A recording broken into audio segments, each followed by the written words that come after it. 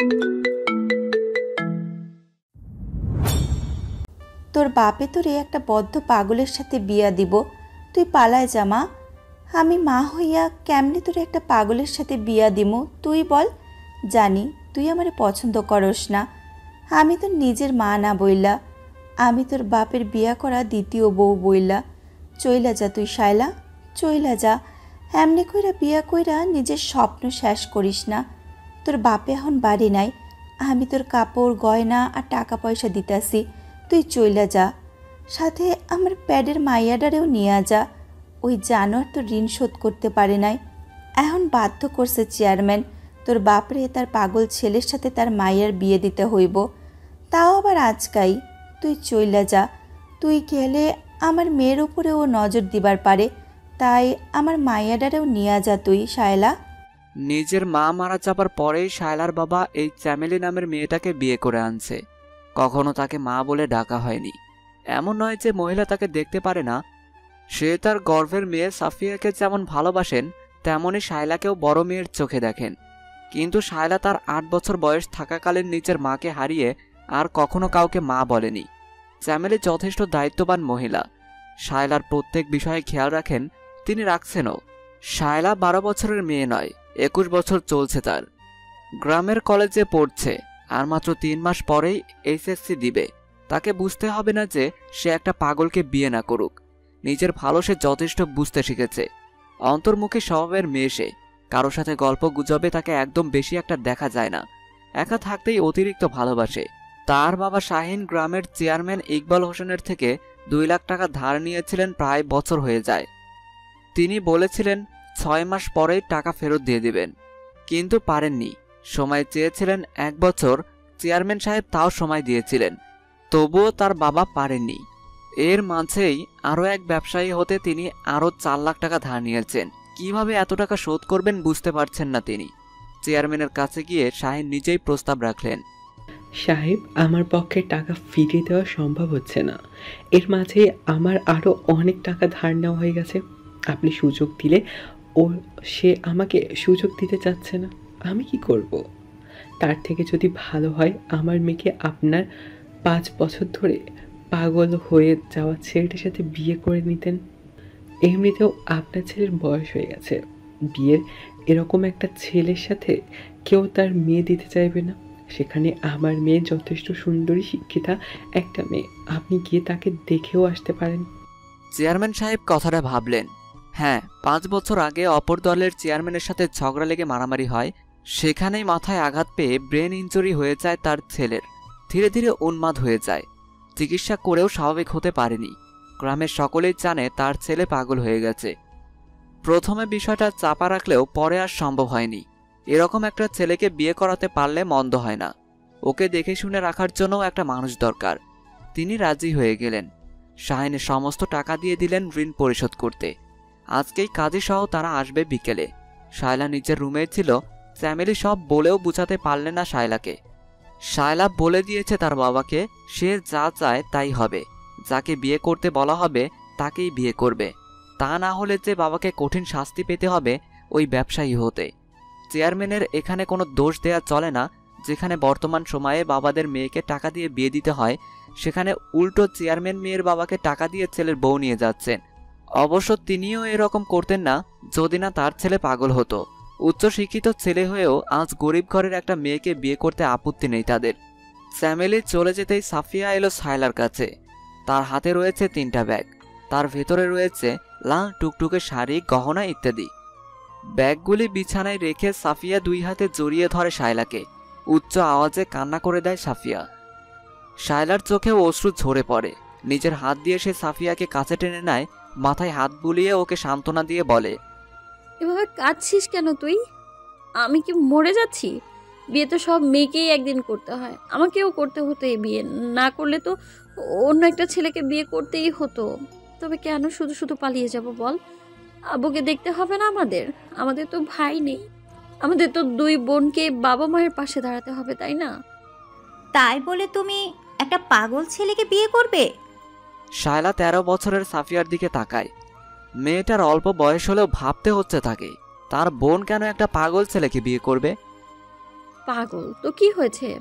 আমরা সবাই চাই আমাদের কেউ পাগলের মতো ভালোবাসুক, পাগলের মতো আমাদের নিয়ে ভাবুক, চিন্তা করুক, পাশে থাকুক, চাই না? আমাকে উল্টাপাল্টা যুক্তি দেখিও না আপু। জানি তুমি যাই হয়ে যাক, বাবার কিছু হোক, তুমি তা চাও না। যেখানে বাবার ভালো হবে তুমি সেখানেই পড়ে রইবে। এই নাও, সব দেওয়া আছে, এখানে সাজুগুজু করে রেডি হয়ে নাও। ওরা উঠানে বসে আছে, একটু পরেই বিয়ে হবে। আচ্ছা। হবু দুলাভাইও এসেছে আপু। তার 2 হাতে পায়ে শিকল বেঁধে নিয়ে বসে আছে ওনার ছোট ভাই। কেন আপু, চেয়ারম্যান কি পারে না তার ছোট সুস্থ ছেলের সাথে তোমার বিয়েটা দিতে? দুর্বলতার সুযোগ কেউ কেন ছেড়ে দেবে সাফিয়া? আমি শাড়ি পরে আসছি, আমার সাজতে ইচ্ছে করছে না। তুই আমাকে যা পারিস সাজিয়ে দিস, বস এখানে। আচ্ছা। বউ আর বরকে পাশাপাশি বসানো হয়েছে। এতক্ষণ শক্ত হয়ে থাকতে পারলেও এই মুহূর্তে এসে প্রচণ্ড কান্না পাচ্ছে শায়লার। শায়লা কবুল বললেও তার হবু বর আদ্র সাহেব কিছুতেই মুখ খুলছে না, কথাও বলছে না, চুপচাপ বসে রয়েছে আর তাকিয়ে আছে লাল শাড়ি পরিহিত শায়লার দিকে অবাক চোখে, যেন এরকম কিছু সে কখনোই দেখে নাই। কাজী সাহেব বারবার আদ্রকে কবুল বলতে বলছেন, কিন্তু আদ্র মুখটাই খুলছে না, বলবে কিভাবে? অতপর ইকবাল সাহেব এসে দাঁড়ালেন ছেলের সামনে। হুট করে শক্ত এক চর বসালেন ছেলের গালে। সাথে সাথেই আদ্রর ঠোঁট ফেটে সেখান থেকে রক্ত ঝরতে শুরু করে দিয়েছে। আদ্রর পাশে বসে থাকা তার ছোট ভাই আরিফ বড় ভাইয়ের মুখের দিকে তাকিয়ে চোখ টলমল করে আবারও ভাইকে বলল, ভাইয়া কবুল বল। আদ্র একবার ভাইয়ের দিকে তাকিয়ে পরপর বাবার দিকে তাকিয়েই কবুল বলে ফেলল। তবুও একবার দুইবার নয়, পরপর 10-11 বার বলেছে। বুঝতে পারল আবারও শায়লা সত্য এক উন্মাদ পাগলকে বিয়ে করে ফেলল। দোতলা সাদা রঙের বাড়িটা দেখে এই গ্রামের সবাই বলতে বাধ্য, চেয়ারম্যান সাহেব বেশ টাকা খুইয়েই বাড়ি বানিয়েছে, যা দেখতেও চাঞ্চল্যকর। দেখতে হবে না, তার বড় ছেলে নিজে ডিজাইন করেছে এই বাসার। ওরকম মেধাবী একটা ছেলে আজকে এই অবস্থায় আছে ভাবা যায়? সময় মানুষকে কোথায় থেকে কোথায় নিয়ে যায়। বাড়ির সদর দরজার সামনে দাঁড়িয়ে আছে শায়লা, পাশে সাফিয়া সহ আরিফ আর আদ্র দাঁড়িয়ে। আদ্রর হাতের শিকলের এক প্রান্ত এখনো আরিফের হাতেই রয়ে গেছে। আদ্রর মুখ দেখেই বোঝা যাচ্ছে সে খুব বিরক্ত এখানে দাঁড়িয়ে থাকায়। তার মা আদিবা খাতুন দরজার সামনে থেকে ছেলে আর ছেলের বউকে বরণ করে নিলেন।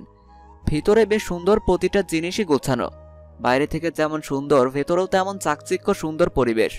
নিচতলার ফাঁকা রুম জুড়ে সোফা, বিছানার সামনেই দেয়ালে বেশ বড় সাইজের মনিটর লাগানো, নানা রকম টপ দিয়ে সাজানো চতুর্দিকটা। সোফায় বসিয়ে রেখে আদ্রর মা শায়লার পাশেই বসলেন। শায়লার হাত ধরে পরপর দুটো চুমু বসালেন শায়লার কপালে। কান্নামাখা সুরে বলতে লাগলেন, আমার ছেলের বিষয় নিয়ে তোমার কাছে কিছুই লুকিয়ে রাখতে চাইছিলাম না, তাই আগেই সব জানিয়ে দিয়েছিলাম আমরা। আমার ছেলে যথেষ্ট শিক্ষিত একজন ছেলে, যেমন দেখতে তেমন কর্মেও। কিন্তু হুট করেই সেদিন বিকালে খবর এলো নির্বাচনে পরাজয় না মানতে পেরে তোমার শ্বশুরের বিপক্ষে থাকা দলের ছেলেরা আমাদের সাথে মারামারি লাগিয়েছে। ছেলেটা মাত্র নির্বাচনে 10 দিন আগে এসেছিল গ্রামে। এসবেও কিছুই তেমন একটা বুঝতো না, বুঝতে চাইতো না। ওরা 2 ভাই বাবার মতো পথ চাই নাই, তাই তো লেখাপড়ার দিকে ছুটেছে। ইঞ্জিনিয়ার পেশায় মাত্রই ও জড়িয়েছিল, কিন্তু রাতেই খবর এলো ছেলের মাথা থেকে প্রচুর রক্ত ঝরছে। এগিয়ে গেলাম, গিয়ে দেখলাম অচেতন ছেলেটা আমার পড়ে রয়েছে মাঠের এক পাশে। রক্ত দিয়ে জায়গাটা লাল হয়ে আছে আশেপাশে। দ্রুত হাসপাতালে নেওয়া হলো। এখানকার সবাই ওর চিকিৎসা করতে পারলো না। হালকা ব্যান্ডেজ করে চলে গেলাম শহরে। সেখানেই 1 মাস চিকিৎসা চলল। পরে জানতে পারলাম আমার ছেলের ব্রেনে আঘাত পেয়েছে। এরপর চিকিৎসা করতেই থাকলাম। এর মাঝে দেশের বাইরেও নিয়ে যাওয়া হলো, কিন্তু লাভ সম্পূর্ণ পেলাম না। আজও ছেলেটা আমার নির্বিকার বসে রয়, চুপচাপ থাকে, নিচের প্রতি খেয়াল থাকে না, কথা তো একদম বলে না, রুমের বাইরেও খুব একটা আসে না। হুট করেই রেগে যাবে, আবার শান্ত হয়ে যাবে। বুঝতে পারছিলাম না কি করব আমি ছেলেকে নিয়ে। পরিবারের সকলেই ওকে নিয়ে চিন্তিত। কয়দিন বাঁচি আর? ওকে দেখার জন্যে কাউকে লাগবে। বিয়ে করাতে চাইলাম। ওর ফটো, ওর প্রফেশন দেখে সকলেই মেয়ে দিতে চায়, কিন্তু যখন ওর বর্তমান সম্পর্কে জানে তখন অমত করে দেয়। তারপর তোমার বাবা এলেন, সব শুনলাম। ভাবলাম তোমার জন্য ভেবেছি আমি, তবুও আমি মা, সন্তানের জন্য স্বার্থপর হতেই হবে আমাকে। আমি চাইতাম দ্রুত তোমার সাথে আমার ছেলের বিয়ে হোক। তুমি আসো আমার ছেলের কাছে, আমরা সবাই তোমার সাথে আছি। চিকিৎসা চলছে, ওকে অতিরিক্ত সময় দিতে বলেছে চিকিৎসক। আমি আর কতক্ষণ ওর পাশে থাকি বলো? এবার সংসার আমার, একার সংসার আমার, রান্না বান্না আরও কত কাজ। তুমি এলে তুমি সময় দেবে, আমি দেব আরিফ আছে। আমরা সবাই মিলে চেষ্টা করব আদ্র যেন আবার আগের মতো হয়ে যায়। আচ্ছা? শায়লা মহিলার কথায় হ্যাঁ বা না কিছুই বলল না, শুধু ভাবলো এমন কিছু হোক যেন ম্যাজিকের মতো আদ্র নামের মানুষটা স্বাভাবিক হয়ে যায়। তা না হলে এই রকম একটা মানুষের সাথে সারাটা জীবন কিভাবে পার করবে। শায়লার পাশ থেকে সাফিয়াকে নিয়ে চলে গেল একটা মেয়ে।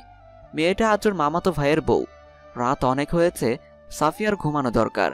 বিয়ে বাড়ি বলে কথা, যতই হোক হুট করে বিয়ে, তবুও নিয়মকানুন মেনেই শায়লাকে সবাই আদ্রর রুম পর্যন্ত নিয়ে গেল। দরজা চেপে রাখা ছিল, দরজার সামনে এসে আদিবা কিছুক্ষণ চুপ করে দাঁড়িয়ে থাকলেন। পরপর হালকা ধাক্কা দিয়ে সম্পূর্ণ দরজাটা খুলে দিলেন। রুমে হালকা পাতলা ফুল দিয়ে যা সাজানো হয়েছিল তার সবটাই এলোমেলো করে বিছানা থেকে সব ফেলে দিয়ে রেখেছে আদ্র। বিছানার একপাশে গুটিসুটি হয়ে শুয়ে পড়েছে আদ্র। মাথার চুলগুলো বড় বড় হয়ে কাঁধের নিচে পড়েছে। হাত পা মুখের চামড়াও কেমন উস্কো খুস্কো দেখাচ্ছে। ঠোঁটের পাশটা এখন বেশ ফুলে উঠেছে, রক্ত সেখানে হালকা লেগেই রয়েছে। একজন বাবা হয়ে সামান্য কারণে কেন ছেলের গালে এইভাবে থাপ্পড় বসালেন, এখন প্রচুর মন খারাপ লাগছে শায়লার। আদিবা শায়লাকে নিয়ে বিছানার পাশে গেলেন। আমি পারতাম তোমাকে এখানে না এনে অন্য একটা রুমে দিয়ে আসতে, কিন্তু তা করলাম না।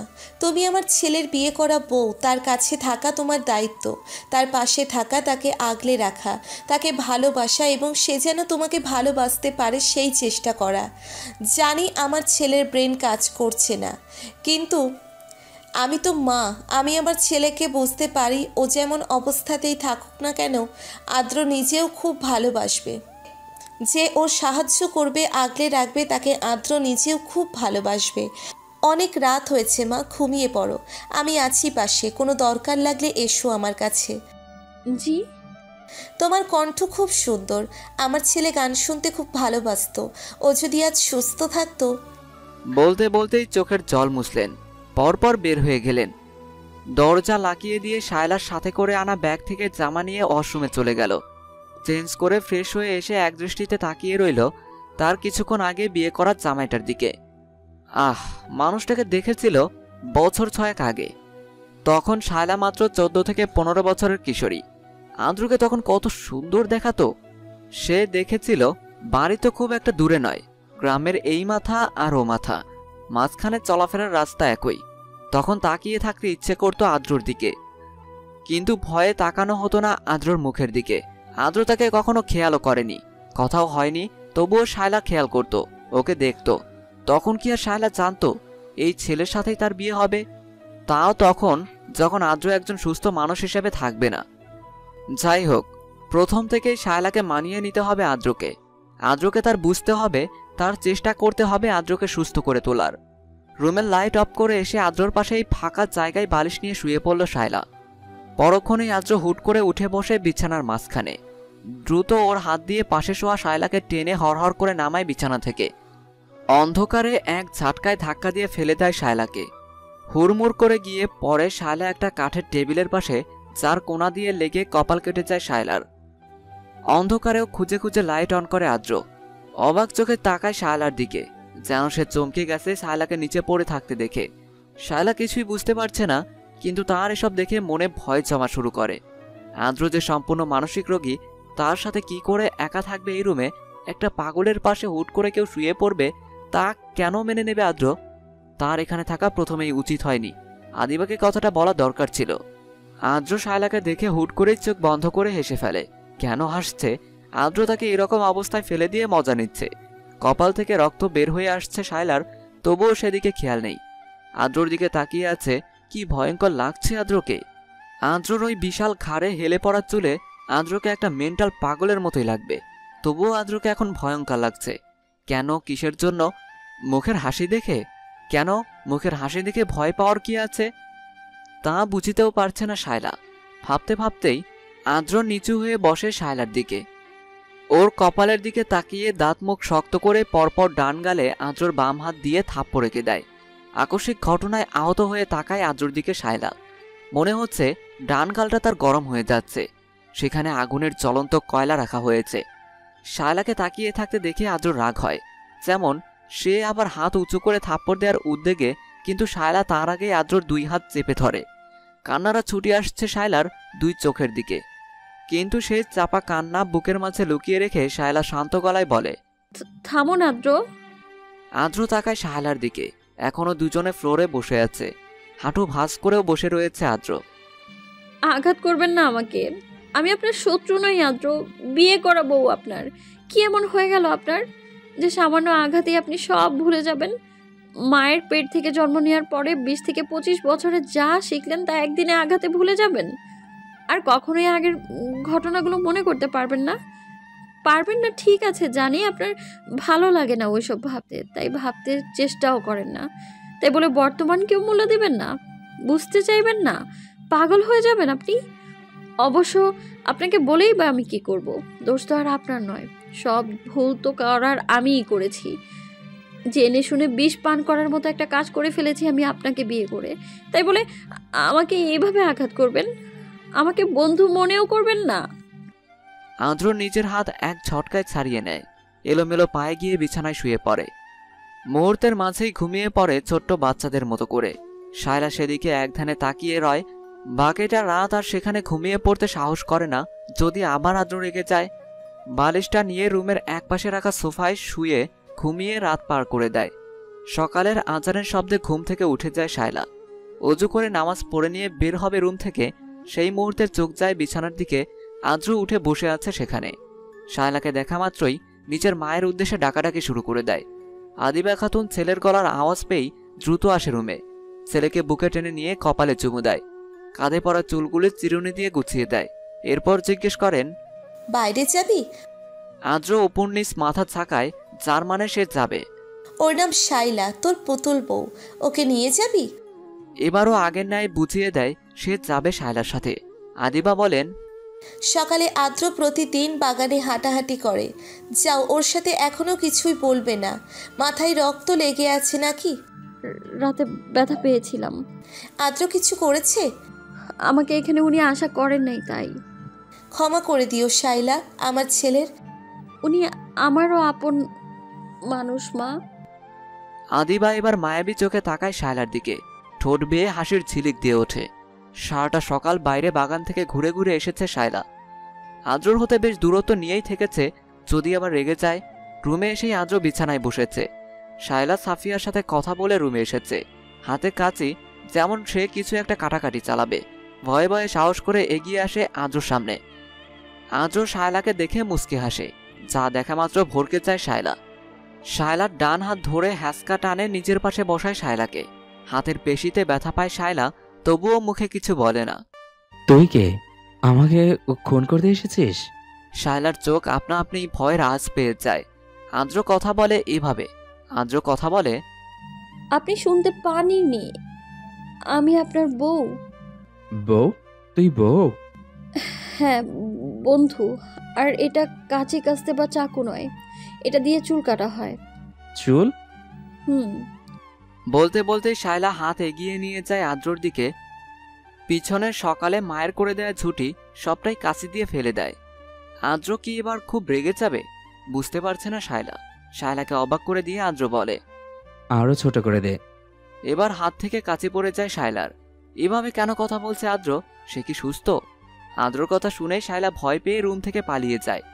সঙ্গে নিয়ে আসে সাফিয়াকে আদিবার কাছে। আদিবা সকালের রান্নায় ব্যস্ত। আদ্রর মামাতো ভাইয়ের বউও রয়েছে রান্নাঘরে। বিয়েতে শুধু আদ্রর মামার ছোট ছেলে আর তার বউই বাইরের মানুষ এসেছে। তাছাড়া শুধু আদ্রের পরিবার রয়েছে। 2 বোনকে রান্নাঘরের দরজার সামনে দাঁড়িয়ে থাকতে দেখে আদিবা এগিয়ে আসে। শায়লার দিকে তাকিয়ে বুঝতে পারে শায়লা অতিরিক্ত ঘামছে। চোখ কেমন ভয়ের আকার নিয়ে আছে। কি হয়েছে মা? মা, উনি উনি কেমন সুস্থ মানুষের মতো কথা বলছেন। আমি ভেবেছিলাম মাথার চুলগুলি ছাটিয়ে ফেলি, তাই পেছন থেকে কাটছিলাম। হুট করেই উনি বললেন আরো ছোট করে দে, কিন্তু জানা মতে ওনার রেগে যাওয়ার কথা ছিল। আদিবা হাসলেন। মাঝে মাঝে আমারও মনে হয় মা ও সুস্থ হয়ে গেছে, কি সুন্দর কথা বলছে। আবার দেখবে তোমার ধারণা ভুল করে ও সুস্থ হয়নি। ও নিজের ভালো বুঝতে পারে না, কিছুটা মানিয়ে নিতে চায় আবার চায় না। আমি জানি এভাবেই ও একসময় সুস্থ হয়ে যাবে ইনশাল্লাহ। আদ্রর মামাতো ভাই সোহেল আসে ওর বউকে ডাকতে। জনি, তুমি সব গুছিয়ে নাও, অফিসে কল এসেছিল বিকেলে দরকার যাওয়া। এখন খাবার খেয়ে চলে যেতে হবে। খুবই প্লিজ কিছু মনে করো না, আমি আবার আসবো দ্রুত। আর আদ্র ধীরে ধীরে সুস্থ হচ্ছে, আশা করি দ্রুত সব আগের মতো হয়ে যাবে। আর এখন তো শায়লা আছে ওর দেখাশোনা করার জন্য। সোহেল শায়লার দিকে তাকায়। জানি তুমি এসবের জন্য প্রস্তুত ছিলে না, এরকম একটা ছেলের বউ হতে চাইবে না কেউই। সামনে কি হবে জানি না, তবে এটা বলতে পারি আদ্র সুস্থ হবে একদিন। আর ও খুব দায়িত্ববান আর বুঝদার ছেলে, তোমার হালকা কেয়ার করো, ও দ্বিগুণ ফিরিয়ে ভালোবাসবে তোমায়। পাশে থেকো আদ্রর। শায়লা, আমরা সবাই আছি তোমার পাশে, যাই হয়ে যাক না কেন। নিজের বাবাকে বর্তমান পরিস্থিতির জন্য দায়ী করবে না, কারণ এসব কলমে অনেক আগে লেখা হয়ে গিয়েছিল। শুধু এখন সেই কাজগুলি মাধ্যমে পূর্ণতা পাবে। শায়লা বুঝতে পারে সোহেল কি বোঝাতে চাইছে। উপরতলা থেকে আদ্রর গলার আওয়াজ আসছে, সে খুব রেগে আছে, কথার ধরনেই বোঝা যাচ্ছে। হাতে বিছানার পাশে থাকা স্ট্যান্ড খুলে নিয়ে এসেছে। কই গেল আরিফ? কই গেল আরিফ? আরিফ তুই কই গেলি? আমার চুলের বেনুনি হবে কি করে? আম্মুর মতো সব ফেলে দিলি, আজকে আর ছাড়া পাবি না তুই। আম্মু, তোমার ছেলেকে ডাকো, দ্রুত ডাকো। বলতে বলতে হাতের স্ট্যান্ড মুচড়ে 2 টুকরো করে ফেলেছে। সাফিয়া ভয় পেয়ে বোনের পেছনে লুকায়। পাগলের গায়ে প্রচুর শক্তি, উক্তটির যথার্থ প্রমাণ এইটা। আরিফ নিজের রুম থেকে বের হয়ে এসে দেখে আদ্র রেগে সোফায় বসে আছে। কি হয়েছে বুঝতে পারছে না, কিন্তু কাছে এগিয়ে এসেই আরিফ অবাক হয়ে যায়। সামনে বসে আছে আদ্র। আদ্রর 4 বছরের অযত্নে বড় করা মাথার চুল কই। আরিফ কিছু না ভেবেই আদ্রের পাশে গিয়ে বসে। আদ্র আরিফকে কাছে পেয়েই গলা চেপে ধরে। তোর সাহস হয় কেমন করে আমার গায়ে হাত তোলার, আমার মাথায় আঘাত করার? ভাই স্যার, আমি তোর ছোট ভাই আরিফ। আদ্র ভাই আমার হাত ছড়া। উপস্থিত সবাই ভরকে চায় হচ্ছে কি সব, কি থেকে কি বলছে। দ্রুত আদিবা এগিয়ে যায়। এখন আদ্রের শক্তির সাথে পারছে না আরিফ, নিঃশ্বাস নিতে পারছে না স্বাভাবিকভাবে। আদ্র বাবা, কি করছিস তুই? ও তোর ছোট ভাই, তোকে সম্মান করে, ভালোবাসে, ছেড়ে দে বাবা। তবুও আদিবার কথায় আদ্র হাত নামায়নি, একভাবেই ধরে রেখেছে। ওদিকে আরিফের অবস্থা শোচনীয় হয়ে যাচ্ছে। সবাই এগিয়ে আসে, আদ্রর হাত ধরে ঝাঁকাচ্ছে, তবুও হাত নামাচ্ছে না আদ্র। আর না পেরে আদিবা হুট করে আদ্রের গালে জোরে থাপ্পড় বসালেন। চমকে ছেড়ে দেয় আদ্র। থাপ্পড় দেওয়ার সাথে সাথে কেঁদে দিলেন আদিবা। বারবার এক গালেই থাপ্পড় দেওয়ার ফলে ঠোঁটের ফেটে যাওয়া স্থানে আবার রক্ত ফিনকি দিয়ে বের হচ্ছে। রেগে দাঁড়িয়ে পড়ে আদ্র, ফুসতে ফুসতে হাত দিয়ে একটা চর মারে আদিবার গালে। স্তব্ধ হয়ে তাকায় সেদিকে শায়লা। এইটা কি করলো আদ্র? আদিবা তবুও ছেলের কাছে এগিয়ে যায়, ছেলেকে বুকে টেনে নেয়। এই যে এখন আদ্র একদম শান্ত, যেন একটু আগে কিছু হয়নি। সাফিয়া এসব দেখে কি বলবে বা করবে বুঝতে পারছে না। আপু তুমি চলো এখানে। আপু তুমি চলো, এখানে থাকার দরকার নেই। মানুষটা কখনোই ভালো হবে না। এরকম একজনের জন্য অপেক্ষা বা দিন গুণে কিছুই হবে না। চলো, চলে যায়। শালা শুধু শুনছে সাফিয়ার কথা আদ্রের দিকে তাকিয়ে। বাতাসে জানালার বেগুনি ফুলের শুভ্র পর্দাগুলি কেঁপে কেঁপে উঠছে। সেই সাথে ভাবনায় মগ্ন রয়েছে শায়লা। কাল রাতেই তার আর আদ্রর ওই রকম বিভ্রান্তকর বিয়েটা হয়েছে। এখন পর্যন্ত শায়লা স্বাভাবিক হয়নি, তার মাঝে কী সব হয়ে যাচ্ছে। বাবার কথা ভেবে নিজের জন্য না চিন্তা করেই বিয়েটা করেছে শায়লা ওই আদ্রকে। যদিও আদ্রকে সুস্থ থাকাকালীন দেখেছে শায়লা ছেলেটা যথেষ্ট সুদর্শন যুবক ছিল, যেমন কথাবার্তা, চালচলন সবেতেই 100। কিন্তু সময়ের সাথে সাথে সেই ছেলের আজ কী অবস্থা। তখন শায়লা বেশ ছোট ছিল। এতগুলো বছরেও যেখানে আদ্র সুস্থ হয়নি, সেখানে কি সত্যিই আদ্র সুস্থ হবে? বারবার সেই চিন্তা করেই চলেছে তার নিজ মন। না, এত চিন্তা ভাবনা আর ভালো লাগছে না। সাফিয়ার কথা অনুযায়ী সে কি চাইলেই চলে যাবে? শহরে চলে যাবে সে? অবশ্য তার ওই সৎ মাও তাকে চলে যেতেই বলেছিলেন। কিন্তু এখানে এসে সে বেশ কয়েক বছর পর এক মা পেয়েছে, যাকে সে মা বলে ডেকেছে। ও যে মা তাকে বিশ্বাস রাখতে বলেছে, যে মা তার মেয়ের মতো করে নিয়েছে ছেলের বউকে, সেই মাকে একা করে মিথ্যা বানিয়ে চলে যাবে। আর ওই আদ্র, যতই হোক সে পাগল, তবুও সে শায়লার স্বামী। ওই মানুষকে সারা জীবন আগলে রাখতে হবে, পাশে থাকতে হবে। যদি মরণও হয়ে যায়, ওই অবস্থায় হোক, মরণের পর সব মানুষই সুস্থ থাকবে। তখন শায়লাকে পাশে মানিয়ে নেবে আদ্র। আদ্রকে নিয়ে আসছে ইকবাল সাহেব। তিনি দুপুরেই ছেলেকে নিয়ে চুল ঠিক করাতে গেছিলেন। ওই রকম দেখতে অদ্ভুত লাগছিল। আদ্রকে রুমে নিয়ে আসে আরিফ আর ইকবাল, সাথে আসে আদিবা। ছেলেকে রুমে দিয়ে ইকবাল সাহেব চলে যায়। আদিবা ছেলের পাশে বসে। কালটার কি ভয়ানক রং হয়ে আছে। আরিফ আদ্রকে বিছানায় বসিয়ে শায়লাকে বলে, ভাবি, ভাইয়ার জামা কাপড় বের করে দাও। ভাইয়া গোসল করে নিক। চুল ছাটানো হয়েছে, অবশিষ্ট অংশ শরীরে লেগে রয়েছে, চুল কাচ্ছে নিশ্চয়। শায়লা আদ্রর কাপড় বের করে দেয়। আরিফ ভাইয়ের হাতে চুমু দিয়ে চলে যায়। আদিবা আদ্রকে তুলে নিয়ে ওয়াশরুমে দিয়ে আসে। এরপর শায়লার সাথে কথা বলে রাতের রান্না বসাতে চায়। আজকে দুপুরে সাফিয়া চলে গেছে। এই রকম বাড়িতে সে থাকতে চায় না, তার ভালো লাগছে না এখানে, তাই চলে গেছে। যাওয়ার সময় শায়লাকেও বারবার নিতে চেয়েছে, কিন্তু শায়লা চায় নাই। আদ্র বের হয়ে এসেছে, গোসল সে একাই করে নিয়েছে। রুমে এসে সোজা বিছানায় বসলো। এমন করে বসে আছে, আর এখন যেমন দেখতে লাগছে তা দেখেই শায়লার বুকের ভেতর কেঁপে উঠল। এত সুন্দর দেখতে কেন আদ্র? তার পাশে এরকম সুন্দরী শায়লা নয়, প্রিন্সেস থাকার কথা। একজন মানুষ পাগল তা তার দেহকে দেখে নয়, পোশাক আর সাজগোজের জন্যই মূলত বোঝা যায়। যেমন এখন আদ্রকে কত সুন্দর লাগছে। শুধু বাম গালে দাগ হয়ে আছে হাতের চাপের, আর ঠোঁটের পাশের কাটা দাগ যেন এখন আরো লাল দেখাচ্ছে। হয়তো আদ্র সেখানেই আবার হাত লাগিয়েছে। ভাবতে ভাবতেই আদ্র আবারও হাত নিয়ে গিয়ে জায়গাটায় জোরে চাপ লাগায়। শায়লা দ্রুত কাছে গিয়ে হাত সরিয়ে ফেলে, সেখানে নিজের ঠোঁট নিয়ে চেপে ধরে। উত্তেজিত আদ্র এবার থমকে যায়। হয়তো ভাবছে মেয়েটা এমন করছে কেন। সুন্দর একটা বিকেল, সূর্যের ছায়া এসে পড়েছে বাজারের পাশের গাছগুলিতে। আরিফ আর একটা মেয়ে বসে আছে পাশাপাশি চেয়ার নিয়ে। মেয়েটা দেখতে বেশ পরিপাটি গোছালো, শ্যামলা গায়ের রং, তবে শহুরে। আরিফ আগে কথা বলা শুরু করে, আমি তোমাকে ভালোবাসি বলেই বিয়ে করতে চাইছিলাম। শুধুমাত্র আমার ভাইয়ের বিয়ে হয়নি বলেই এতদিন তোমার ফ্যামিলি তোমাকে আমার হাতে দিচ্ছিল না। এখন ভাইয়া বিয়ে করেছে, আর এখন কি সমস্যা তুলে ধরেছে? আমার ভাই একটা পাগল। আমাদের পরিবারের প্রতিটি সময় সার্কাস হয়ে থাকে। এরকম পরিবারে এসে তুমি ভালো থাকবে না। এইটা কি ধরনের কথাবার্তা জুহি? জুহি কিছুটা ভাবে। দেখো আরিফ, আমিও তোমাকে বিয়ে করতে চেয়েছিলাম, কিন্তু তোমাদের ফ্যামিলি একটু বেশি অন্যরকম। তুমি যদি ফ্যামিলি রেখে শহরে এসে আমার পরিবারের সাথে মানিয়ে নাও, তবে তোমার আমার বিয়েটা হয়ে যাবে। এরকম আমি করতে ইচ্ছুক নই। আমার বড় ভাই সে, তার সাথে আমার সম্পর্ক রক্তের, আত্মার। ওকে ছাড়া আমি কিছুই পারি না। আমি চাই আমার ভাই সুস্থ হয়ে যাক, আবার আগের মতো হয়ে যাক, একসাথে বাঁচি। আম্মু আমাকে কাছে পেলে তবুও পরিমাণে বেশি সাহস পায়। সেখানে আমি ছেড়ে চলে গেলে আমার পরিবারের কি হবে জানো? চাই না আমি তোমাকে। চলে যাও তুমি। বাবা মায়ের পছন্দ করা ছেলেকেই বিয়ে করে নাও। আমি তোমার প্রস্তাবকে ফিরিয়ে দিলাম, আর একটা প্রস্তাব রাখবো তোমার কাছে। যদি সম্ভব হয় বাবা মাকে বোঝাও, একটা ফ্যামিলির মানুষ বিপর্যয়ে থাকতেই পারে, তাই বলে কি বাকি সদস্যদের অবহেলা করা উচিত? অবশ্যই নয়। আসছি আমি। জুহিকে কিছু বলতে না দিয়ে চলে আসে আরিফ। একটা মানুষের প্রতি কেন্দ্র করে আসলে কি এরকম চাপ দেওয়া যায়? না, ওরকম মেয়ের ভালোবাসার জন্য মা বাবা ভাইকে ছেড়ে যাওয়া উচিত নয়। রাস্তার পাশেই দাঁড়িয়ে আছে সাফিয়া। আজকে তার পাশে আপু নামক মেয়েটি নেই। ওই চেয়ারম্যান বাড়িতে এক পাগলের সাথে রয়েছে, যে সবসময় তার আপুকে আঘাত করতে চায়। এমন স্বামী তার জীবনে না আসুক। আপুকে সে মন থেকেই ভালোবাসে। আপুর ভালো হোক এটাই চায়, কিন্তু ওই আপু তা বুঝলো না। এবার বাড়িতে ফিরতে হবে। এখানে আর কতক্ষণ দাঁড়িয়ে থাকবে? সন্ধ্যা হয়ে এলো।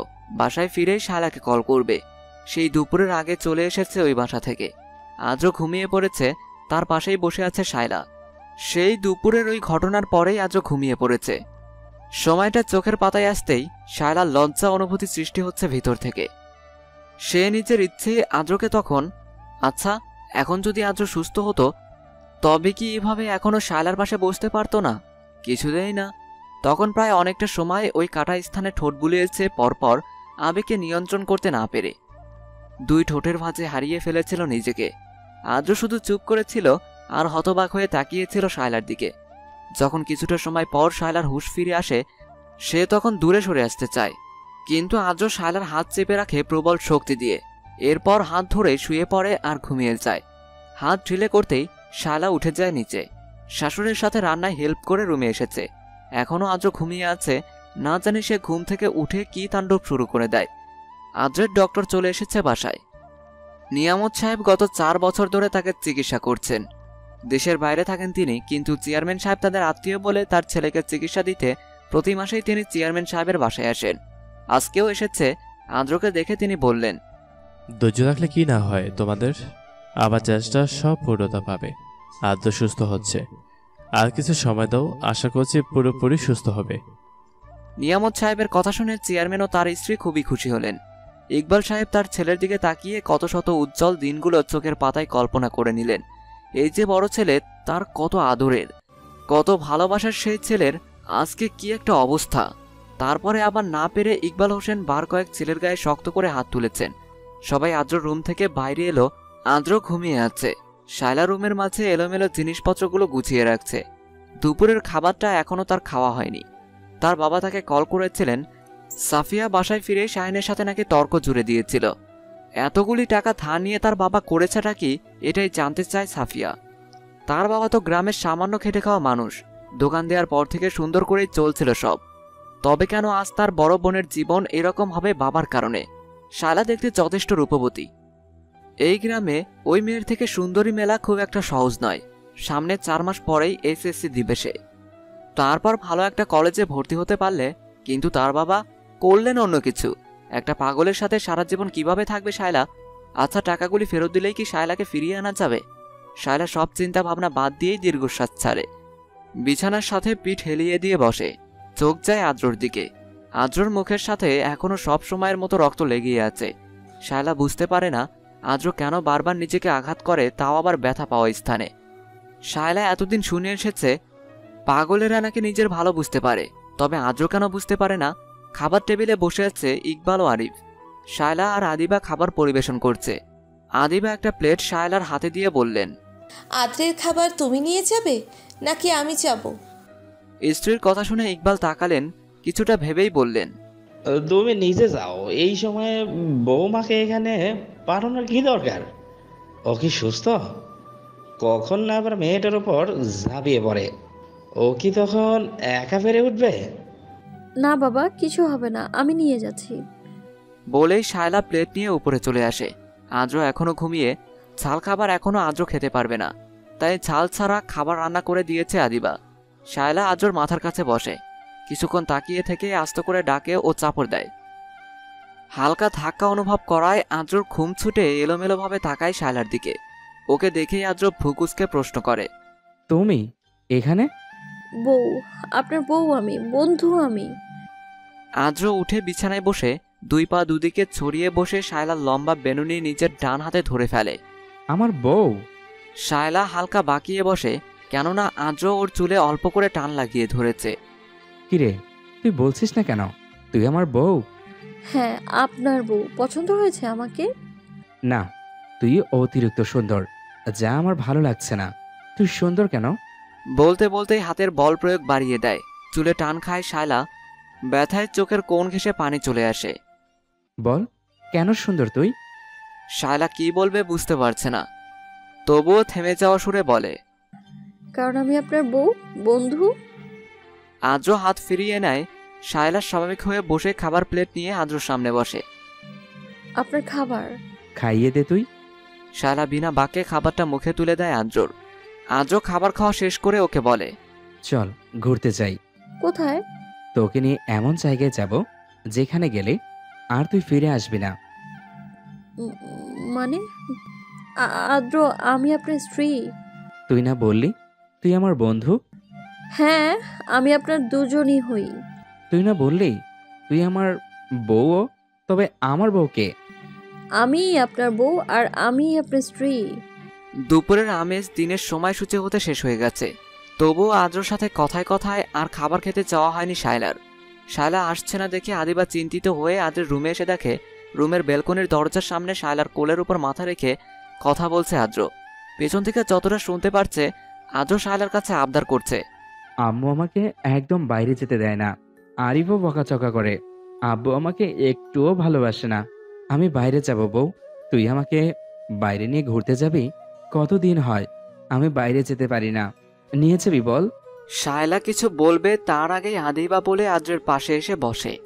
শায়লা কিছুটা বিব্রত বোধ করে, এইভাবে আদ্র তার কোলে মাথা রেখে শুয়ে আছে, পাশেই শাশুড়ি বসে আছে।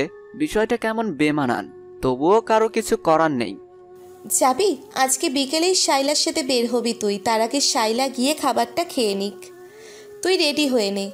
আদ্র উঠে বসে, এক হাত ভর রেখে উঠে দাঁড়িয়ে পরে রুমে গিয়ে বিছানায় বসে। আদিবা শায়লাকে খাবার খেতে পাঠিয়ে আদ্রর জামা কাপড় বের করে দেয়। আদ্র গিয়ে রেডি হবে, ততক্ষণে শায়লা খাবার খেয়ে রুমে আসে। আদিবা আদ্রের মাথার ছোট ছোট চুলগুলিতে চিরুনি চালিয়ে যাচ্ছে। তুমি কে? তোমার আম্মা। আমাকে এভাবে গুছিয়ে দেওয়ার কারণ? তুই ঘুরতে যাবি। কি? হুম। আমি যাব না, কোথাও যাব না। ওরা ওরা ওরা এসে পড়বে, আমাকে এক্ষুনি লুকাতে হবে। আম্মা, আমি ওদের ছাড়বো না, এবার আর ছাড়বো না, খুন করে দেবো একদম। শয়তানের বাচ্চা, ছাড়বো না তোকে। বলতে বলতেই ধাক্কা দিয়ে আদিবাকে সরিয়ে অবাক হয়ে তাকানো শায়লার দিকে গেছে আদ্র। শায়লাকে সামনে বসিয়ে বিশাল হাতের দানবীয় এক থাপ্পড় বসিয়ে দিয়েছে শায়লার ডান গালে। কিছু বুঝে ওঠার আগেই আবার অন্য হাত দিয়ে বাম গালে আরেকটা বসিয়ে দিয়েছে। আদিবা দ্রুত সামনের দিকে আসতেই আদ্র শায়লার চুলগুলো হাতে নিয়ে চেপে ধরেছে। প্রচুর ব্যথায় শায়লা কুকড়িয়ে যাচ্ছে। চোখের পানি ফেলতে ফেলতেই আদ্র হাত চেপে ধরেছে যেন ব্যথা কম পায়। আরিফ আদিবার চিৎকার শুনে এক প্রকার দৌড়ে রুমে এসেছে। দুই হাতে আদ্রকে টেনে ছাড়িয়েছে। আদ্রর মাথায় প্রচুর পেইন হচ্ছে। আদ্রকে নিয়ে ব্যালকনিতে শিকলের সাথে বাঁধা হয়েছে, সেখানেই বসে বসে উচ্চ আওয়াজে চিৎকার করছে। শায়লা বিছানায় বসে সেদিকে তাকিয়ে রয়েছে। তার সবগুলো স্বপ্নই যেন পূর্ণ হলো না, না মা পেয়েছে আর না একজন স্বামীর ভালোবাসা। রাতের দিকে আদ্রের চিৎকার কমেছে। শায়লা গিয়ে দেখে বুঝেছে আদ্র ঘুমিয়ে পড়েছে। রুম থেকে চাদর এনে আদ্রকে ঢেকে দিয়ে পাশেই বসেছে। রাতে আর দুজনের কেউ খাবার খায়নি। সকালের আলো চোখে এসে লাগতেই শায়লার ঘুম উড়ে গেছে। চাবি এনে আদ্রকে মুক্ত করিয়েছে। আদ্র ওর দিকে তাকিয়ে। আদ্রকে কিছু বলতে না দেখে শায়লা বুঝেছে আদ্রের ঘুম কাটেনি, তাই আদ্রর হাত ধরে নিয়ে সদর দরজা পেরিয়ে এই ভোরে বের হয়েছে। শায়লা আদ্রর হাত ধরেই বাসার সীমানা পেরিয়ে গ্রামের পাশের নদীর দিকে নিয়ে গেছে। অবশ্য শায়লা প্রচুর ভয়ে আছে, না জানি আদ্র আবার কখন সেই অন্য ভয়ঙ্কর রূপে দেখা দেয়। এখানে এসে আদ্র চারিদিকে তাকিয়ে আবার শায়লার দিকে তাকাচ্ছে। ওর মাথায় প্রচুর ব্যথা করছে। হাত ছাড়িয়ে নিয়ে মাথা চেপে রেখেছে দুই হাত দিয়ে, চোখ বন্ধ করে নিয়েছে। শায়লা কিছুই বুঝতে পারছে না, সাথে মোবাইল আনা হয়নি যে কাউকে কল করবে। আদ্র নিচে বালির উপরে বসে পড়েছে, চিৎকার করছে একটু পর পর, কিন্তু মনে হচ্ছে সে কিছু ভাবছে, মনে করার চেষ্টা করছে। শায়লা আদ্রের সামনে দাঁড়িয়ে আদ্রের দিকে হাত বাড়িয়ে দেয়। মনে করার চেষ্টা করুন। আপনি এইখানেই আপনাকে আক্রমণ করা হয়েছিল, এইখানেই আপনি সুস্থ হয়েছিলেন শেষ। মনে করুন না, আপনার আব্বু আম্মু আপনাকে সুস্থ দেখতে চায় আদ্র। আপনার ভাই আপনাকে সুস্থ করার জন্য সব চেষ্টা চালিয়ে যাচ্ছে। একটু মনে করুন না, আপনি একজন যথেষ্ট ভালো মানুষ। আপনাকে এইভাবে মানায় না আদ্র। প্লিজ ভাবুন না একবার, সবটা মনে করার চেষ্টা করুন না। আমার জীবনটা যে আপনার সাথে জুড়ে গেছে আদ্র, এভাবে কিভাবে সামনের দিকে চলবে আদ্র? আপনাকে সুস্থ হতে হবে, মনে করুন না সব। আমি বাড়ি যাব বউ, আমি বাড়ি যাব। আমায় দ্রুত বাড়ি নিয়ে যাও। এখানে কেন নিয়ে এসেছ? আমার ভালো লাগছে না, আমাকে বাড়ি নিয়ে যাও তুমি। শায়লা ওকে ধরে বাড়ি নিয়ে এসেছে। সদর দরজার ওখানে এসেই আদ্র মাথা চক্কর দিয়ে পড়ে গেছে। আরিফ আদিবা এসে আদ্রকে ধরে সোফায় শুইয়ে দিয়েছে। ডক্টর নিয়ামত সাহেবকে কল করেছেন। কি হবে এখন? আদের সব কথা মনে পড়ে যাচ্ছে ইকবাল ভাই। এতদিনের সব আশা, সব চেষ্টা সার্থক। তবে সাবধান, এবারে না আবার ওরকম আঘাত পেয়ে বসে মাথায়। তবে কিন্তু সব শেষ হয়ে যাবে। ও সব মনে পড়ছে, ও ধীরে ধীরে সব মানিয়ে নেবে। প্রথম কিছুদিন অন্যরকম আচরণ করতে পারে, ওর প্রতি বিশেষ খেয়াল রাখবেন। ইকবাল ছেলের মাথায় হাত বুলিয়ে দিচ্ছিলেন। নিয়ামত সাহেবের দিকে তাকিয়ে বললেন, এরপর আর আমার ছেলের জীবনে ওইরকম ঘটনা হবে না নিয়ামত। এমনকি আমার ছেলের অসুস্থতার জন্য ওকে আমি গ্রামেই রাখবো না। অনেক বছর পর আমার ছেলে সুস্থ হয়ে যাবে। এসে আমার কাছে কি ধরনের প্রাপ্তি তা তুমি কিছুতেই বুঝতে পারবা না নিয়ামত। আরিফও কম চেষ্টা করেনি, দেশের বাইরে নিয়ে গেল। বাসায় ফিরে নিজেই ওর দেখাশোনা করছে। সুস্থ যে আমার ছেলেকে হতেই হবে। শায়লা আর আদিবা দরজার পাশে দাঁড়িয়ে এতক্ষণ ওদের কথাতেই কান খুলে রেখেছিলেন। নিয়ামত আর ইকবাল বিছানার একপাশেই বসে রয়েছেন। এখন তারা কোথাও যাবে না, কারণ ধারণা করছেন আদ্র ঘুম থেকে ওঠার পর থেকেই একদম সুস্থ আচরণ করবে। ঘন্টার কাঁটায় 10টা বেজে 30 মিনিট। সেই সকাল থেকে ঘুমিয়ে রয়েছে আদ্র, আর সবাই ওর রুমে বসে। আরিফও ভাইয়ের পাশে বসে আছে। সবাই দোয়া করছে আদ্র সুস্থ হয়ে ঘুম থেকে উঠুক। আদিবা সব থেকে বেশি চিন্তিত, তিনি যে মা, মায়ের মন সব থেকে বেশি ব্যাকুল হয়ে থাকে। আদ্র চোখ খোলার চেষ্টা করছে, নিজের হাত দুটোকে নিয়ে মাথা চেপে রেখেছে, যেন মাথায় প্রচুর ব্যথা পাচ্ছেন। আদিবা আর শায়লা দ্রুত পায়ে উঠে আসে। আদ্র, আদ্র বাবা এই দেখ। আদ্র। আদ্র পূর্ণ চোখে তাকায়, বিছানায় বসে ওঠে, সবার দিকে চোখ মেলে তাকায়। আদ্র উঠে আগেই আদিবাকে জড়িয়ে ধরে, কত না বলা কথা যেন বলে দিতে চায় দুজন দুজনকে।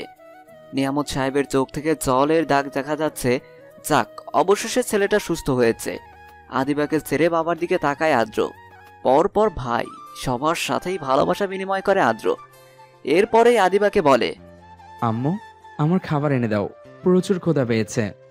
আদিবা দ্রুত খাবারের জন্য চলে যায় নিচে। এতগুলি বছর পর সব আনন্দ ফিরে পেয়েছে চেয়ারম্যানের বাসাতে। শায়লা এতক্ষণ দরজার পাশেই দাঁড়িয়ে রয়েছে। আচ্ছা, আদ্র কি তাকে চিনতে পেরেছে নাকি চিনতে পারছে না, কিছুই বুঝতে পারছে না শায়লা। আরিফ ভাইকে একা কিছু সময় দিতে চাইছে এই মুহূর্তে, তাই বাবাকে নিয়ে উঠে যায়। ফ্রেশ হও ভাইয়া, খাবার খাবে তুমি। আজকে আম্মু আর ভাবি মিলে তোমার জন্য দুপুরের পর থেকেই রান্না বসিয়েছিল। আমি টেবিলে অপেক্ষা করছি, দ্রুত এসো। আরিফ চলে যায়। আদ্রের দিকে তাকিয়ে শায়লাও নিচে যাবে। সেই মুহূর্তে আদ্র বলে, বউ না তুমি, স্বামীর সাথে কথা না বলেই চলে যাবে? শায়লা অবাক নয়নে আদ্রের দিকে তাকিয়ে কান্না করে দেয়, নিশ্চুপে চোখ বন্ধ করে নেয়। আদ্র এগিয়ে এসে শায়লার দিকে তাকিয়ে শায়লার ডান হাত নিজের হাতে তুলে নেয়। এরপর আর যেন কান্না করতে না দেখি বউ। মুস্কি হেসে শায়লা আদ্রের দিকে তাকায়। আমি ফ্রেশ হয়ে আসছি, দুজনে একসাথেই নিচে যাব। খাবার টেবিলে বসেছে পুরো চেয়ারম্যান পরিবার। কত বছর পর সকলে একসাথে আবার আগের মতো বসেছে। সেসব দিনের কথা ভাবতেই লুকিয়ে দম নেয় সকলে। আরিফের সাথে আর জুহিরও কথা হয়নি। শুনেছে জুহি শহরে চলে গেছে। আপাতত তার সাথে আর যোগাযোগ নেই আরিফের। ছেলে সুস্থ হয়েছে এই খবর এখনো বাসার বাইরে কেউ জানে না। শায়লা আর আদিবা সবাইকে খাবার এগিয়ে দিচ্ছে। নিয়ামত সাহেবকেও ইকবাল না খেয়ে যেতে দেয়নি। তিনি বললেন, আদো বাবা, অনেক চেষ্টা চিকিৎসার পর তুমি সুস্থ হয়েছ। আশা করছি তুমি সুস্থ রবে, তবে দেখে সরে চলবে। কোনোভাবে অতিরিক্ত চিন্তা মাথায় নেবে না, আর বিশেষ করে অধিক ঝামেলা জায়গায় তুমি যাবে না। মাথা যেন কোনো প্রকার আঘাত না পাও, সেদিকে বিশেষ খেয়াল রাখবে, নিজেও আর আশেপাশে সকলেও। আদ্র চুপচাপ নিয়ামতের কথায় হ্যাঁ হু মিলালো। খাবার খেতে গিয়ে ঝালযুক্ত খাবারের কারণে ঠোঁটের কাটা স্থানে জ্বলন শুরু হলো। সেখানেই বাম হাত চেপে রাখলো, চোখ সামান্য কুঁচকে। ইকবাল ছেলের দিকে তাকালো। এই মুহূর্তে এসে ছেলের জন্য তার খুব খারাপ লাগছে।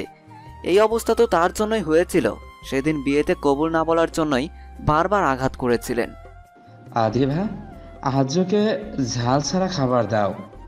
না বাবা, থাক না, খাবার আমার খুবই পছন্দ হয়েছে। আম্মু আর বউ ভালোবেসে আমার জন্য রান্না করেছে। সামান্য ঝালের কারণে তা খাবো না কেন? আর এভাবেও দ্রুত সারবে না ক্ষত।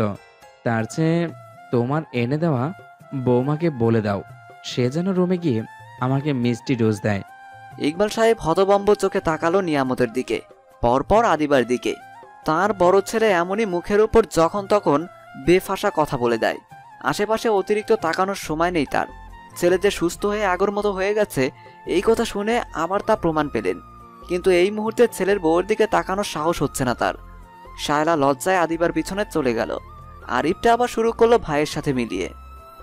একদম ভাবি, রুমে গিয়ে আগে ভাইয়ার ইচ্ছে পূরণ করে দিবে, তারপর বাকি সব হবে। এমনিতেই তোমার আর ভাইয়ের বিয়ের সময় অবস্থান কিছুই ঠিক ছিল না। আশা করছি এবার সব দুজনে মিলিয়ে মিশিয়ে মানিয়ে নেবে। আমার ভাই যথেষ্ট ভালো মানুষ, ওকে বোঝার চেষ্টা করবে সবসময় ভাবি। রাত অনেক হয়েছে। সবার সাথে কথা বলা শেষ করে আদ্র শায়লার হাত ধরে টেনে টুনে রুমে নিয়ে এসেছে। শায়লা বুঝতে পারছে না আদ্র এরকম করছে কেন। সে কি রুম চেনে না? আসতে পারবে না? এভাবে সবার সামনে দিয়ে নিয়ে আসার কারণ কি? রুমে আসার পর আদ্র দরজা লক করে দিল। বিছানায় বসে পায়ের উপর আরেক পা ভাঁজ করে শায়লার দিকে তাকালো। শায়লা শাড়ির আঁচল ধরে চেপে দাঁড়িয়ে আছে। বউ, শায়লা চকিতে তাকায় আদ্রর দিকে। জি। তোমাকে আমার বউ হিসেবে পছন্দ হয়েছে। আমার মনে আছে তোমার সাথে বিয়ের শুরু থেকে এই পর্যন্ত। Sorry for that. কয়েকবার তোমাকে আঘাত করে ফেলেছি না বুঝে। তখন আমি আসলেই একটা উন্মাদ পাগল ছিলাম। আচ্ছা, তোমার নামটা কি বউ? শায়লা আদ্রের দিকে তাকায়, নরম গলায় বলে, শায়লা আঞ্জুম। ছোট নাম নেই? সবাই শায়লা বলে। আমি বউ বলবো, তবে মাঝে মাঝে যদি মনোমালিন্য সময় চলে আসে আমাদের মাঝে, তখন শিলু বলবো। চলবে? হুম। এখন রাত অনেক হলো, চলো ঘুমিয়ে পড়বো। যদিও আমার ঘুম নেই চোখে, তবুও তোমার ঘুমের প্রয়োজন। এই কয়েকদিন তুমি ঘুমাতে পারোনি। একটা পাগলের সাথে তোমার বাবা তোমাকে বিয়ে দিয়েছেন। এইসব ভেবেই রাত শেষ করে সকাল শুরু করেছ। আশা করছি আর এমনটা করবে না। আমি তোমাকে ভালোবাসতে চাই, আর এও চাই তুমিও আমাকে নিজের করে নাও। শায়লা মুচকি হেসে মাথা নাড়িয়ে কি বুঝালো আদ্রকে, পরপর বিছানার একপাশে ঘুমিয়ে গেল। আদ্র রুমময় পায়চারি করে এসে শায়লার পাশেই ঘুমিয়ে গেল। হাত দিয়ে পিছন থেকে শায়লাকে জড়িয়ে নিল। বাজার, বাসা, দোকান, স্কুলের মাঠ সব জায়গায় কথা হচ্ছে সকাল থেকে চেয়ারম্যান সাহেবের বড় ছেলে সুস্থ হয়ে গেছে। একে একে খবর গিয়ে থেমেছে সাফিয়ার কানেও। তার বোনের জামাই সুস্থ হয়ে গেছে। আচ্ছা, ওই পাগল ছেলেটা তো সুস্থ হয়েই গেছে, এবার তার আপুর কি হবে? সে কি শায়লাকে মেনে নেবে নাকি বের করে দেবে? তাছাড়া চেয়ারম্যান অনেক টাকা পয়সাওয়ালা ব্যক্তি, ছেলে তার ভালো হয়ে গেছে বলে যদি শায়লাকে বের করে দেয়। বিকেলে চলে যাবে মাকে সাথে নিয়ে সাফিয়া বোনের শ্বশুরের বাসায়। বিশাল আকারের পুকুরের একপারে লম্বা লম্বা নারকেল গাছের নিচে টেবিল চেয়ার সাজিয়ে বসে আছে চেয়ারম্যানের প্রতিদ্বন্দ্বী দলের চেয়ারম্যান। হাওয়ার বেগে তার জানা হয়ে গেছে আদ্র সুস্থ হয়ে উঠেছে। এতগুলি বছর পর ওই পাগলটা সুস্থ হয়েছে, সত্যি ভাবাই যায় না। তবে হয়েও লাভ নেই, এবার ওই আদ্রকে নরকে যেতে হবে। ওই ছেলের জন্য এই রহমত চেয়ারম্যানের ছোট ভাইকে জেলে রাখা হয়েছে। আজ 7 বছর ধরে নিজের ভাইকে জেলে রেখেছে। রহমত কিছুই করতে পারছে না, কারণ গ্রামের সবাই ইকবালের সাথে আছে। ইকবাল মানুষটা সকলের সাহায্য করে বলেই তাকে সবাই সম্মান করে এবং ভালো চায় ওর, যা এই রহমতের একদম সহ্য হয় না। এর মাঝেই তার এক চেলা আরেক খবর দিয়ে দিল, গ্রামের সব থেকে সুন্দরী মেয়ে শায়লাকে আদ্রের সাথে বিয়ে করিয়ে দিয়েছে 7 দিন আগে। এ যেন বিস্ফোরণের মতো শোনালো 7 দিন আগে। তার মানে তখন আদ্র পাগল ছিল? ওরকম একটা সুন্দরী মেয়ে কেন একটা পাগল ছেলেকে বিয়ে করবে? নিশ্চয়ই এর মাঝে রহস্য আছে, তা খুঁজে বের করবে রহমত। এর পিছনে যদি ইকবালের কলকাঠি থাকে, তবে তার জনসম্মুখে এনে ইকবালকে সবার চোখে ছোট করে দেবে। রহমত ভারী আওয়াজে হুকুম দিলেন, আদ্রের পেছনে লুক লাগাও। যে ছেলের জন্য আমার ভাইকে জেলে যেতে হয়েছে, সেই ছেলে যেন সুস্থ না থাকে, যদি মরেও যায় তবে যাক। সকাল 11টা বাজে। শায়লা সকালের নাস্তা রেডি করেছে টেবিলে। রাতে সবার ঘুমোতে দেরি হওয়ার কারণে সকালের নাস্তায় এত দেরি। আদিবা রুমে ছিলেন, শায়লা থেকে রুমেই থাকতে বলেছেন, কারণ ছেলের চিন্তায় কাল সারাদিন তিনি খাবার খাননি। সেই রাতের খাবার খেয়েছিলেন। এখন আবার এত সকালে কাজ করলে খুব একটা ভালো লাগবে না আদিবার। আদিবা আর শায়লা টেবিলে নাস্তা সাজিয়ে দিচ্ছে। এই বাসার সকলেই সকালে রুটি আর সবজি খায়। আদ্রের সুস্থতার কথা শুনে আজকে অনেকেই আসবে বাসায়। অনেক রান্না করতে হবে দুপুরের জন্য। এছাড়াও ছেলে সুস্থ হয়েছে বলে ইকবাল সাহেব এক বিশাল ভোজের আয়োজন করবে বলে স্থির করলেন। আরিফ ফোনে কথা বলতে বলতে টেবিলে এসে বসল। কথাবার্তা চলছে কিছুটা এরকম যে, আমি তোমাকে আগেই বলেছিলাম এ নিয়ে আর কথা বলতে চাইছি না। তখন আমি নিজেকে সামলিয়ে নিয়েছি। এখন আর তুমি পাশে না এলেও চলবে। ও পাশে কি বলছে শোনা গেল না। আরিফ বিরক্ত মুখে আবারও বলে দিল, প্রতিকূল মুহূর্তেই আসল মানুষ চেনা যায় জুহি। আমিও তোমাকে, তোমার পরিবারকে চিনে নিয়েছি। সব মিলিয়ে আমার তোমাকে চাই না। বাই। আশা করছি আর কল করবে না। বলেই মোবাইল টেবিলে রেখে আদিবার উদ্দেশ্যে বলল, কই মা, তোমার ছেলে কই? শায়লা ডাকতে গেছে। তুই কার সাথে কথা বলছিলি? জুহির সাথে মা। জুহিকে? আমার বিশেষ কেউ ছিল মা, তবে এখন আর নেই, তাই ওকে নিয়ে কোনো কথা বলতে চাইছি না আমি মা। ভুল বোঝাবুঝির সময় চলছে বুঝি? না। কার সাথে কি চলছে আম্মু? আদ্রের কথায় আদিবা ওর দিকে চোখ দিলেন। সকাল সকাল ছেলেটাকে কত সুন্দর লাগছে। সেই আগের মতো সকালবেলা ক্লিন শেভ করে ফ্রেশ হয়ে চেঞ্জ করে নিচে নেমে আসছে। পাশেই শালাও নামছে। দুজনকে একসাথে কি সুন্দর লাগছে দেখতে। আদিবার চোখ জুড়িয়ে যায়। তার সন্তান দুটো মারাত্মক সুন্দর দেখতে। তবে আদ্র একটু বেশি সুন্দর, বিশেষ করে চলাফেরার ধরন ও শিশুসুলভ আচরণ সবটা। আদ্র আদিবার সামনে দাঁড়ালো। বললে না কি? কিছু চলার কথা বলছিলে মনে হলো। তোর ছোট ভাই লুকিয়ে প্রেম করছে, সেই প্রেম চলছে কিনা সেই নিয়ে কথা বলছিলাম। আরিফ প্রেম করছে? আম্মু, তুমি ওকে কিছু বলবে না? এটা ওর প্রেম করার বয়স।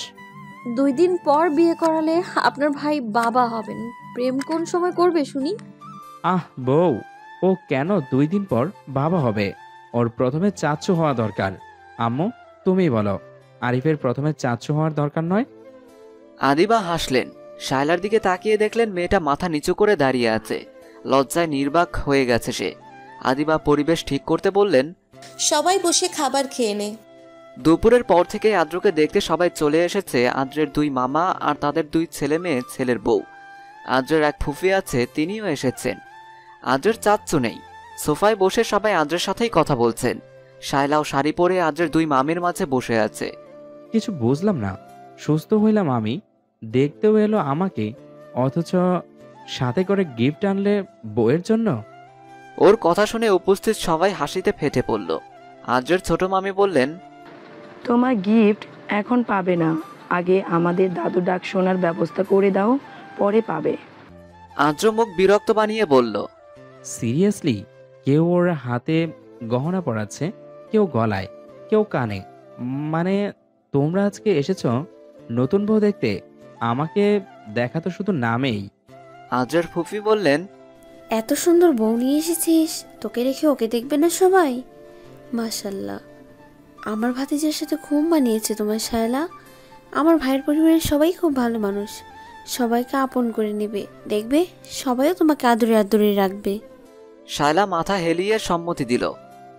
আদ্রের কাজিনদের বউয়েরা মিলে শায়লাকে মামি শাশুড়ি আর ফুপু শাশুড়ির মাঝ থেকে উঠে নিয়ে গেল।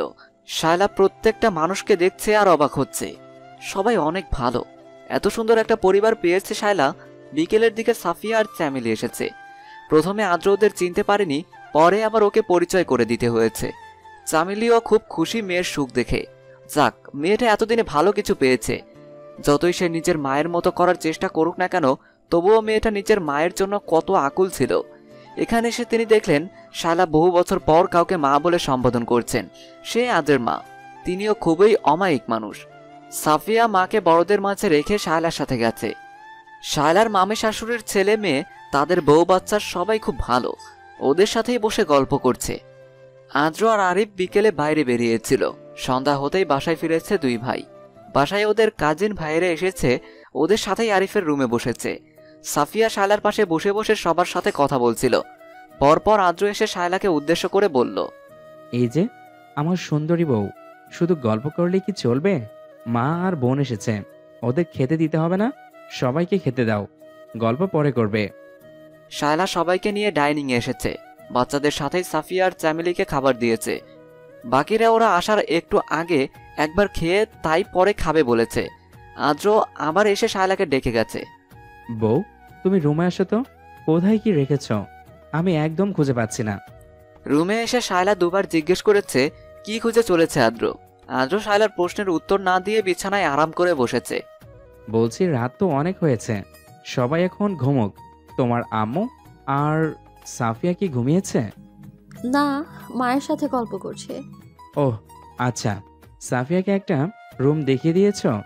ওরা আজকে থাকবে কোথায়? মা দেখিয়েছেন।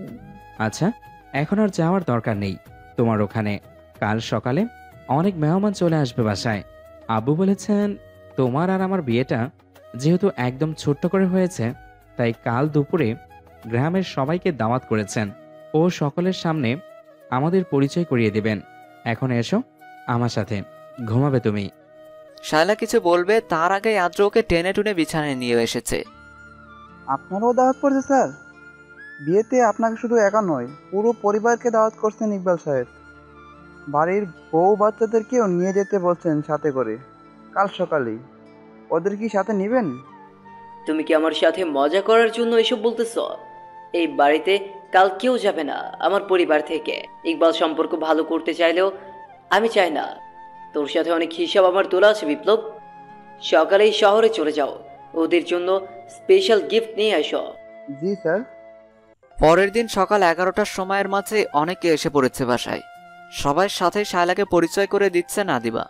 ইকবাল সাহেব ও বৌমাকে ডেকে নিয়ে অনেকের সামনে পরিচয় করিয়ে দিচ্ছে।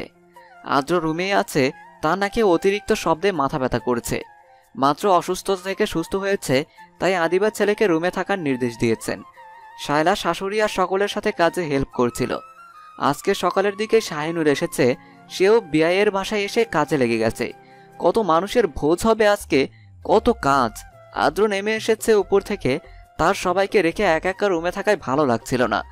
সোফায় বসার পরেই আরিফ এসে পাশেই বসলো।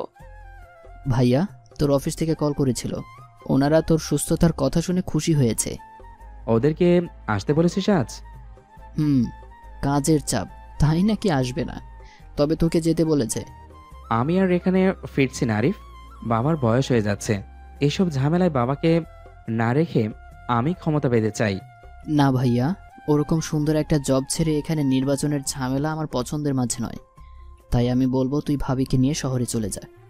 এই ব্যাপারে পরে কথা বলি। আচ্ছা, তবে সবটা একবার ভেবে দেখিস ভাইয়া। নামাজের পরপর দাওয়াতের সকল মানুষ চলে এসেছে। শায়লার সামনে দাঁড়িয়ে আছে রহমত চেয়ারম্যান। সে শায়লাকে লোলুপ দৃষ্টিতে একবার দেখেছে। শায়লার পাশে আদ্র দাঁড়িয়ে।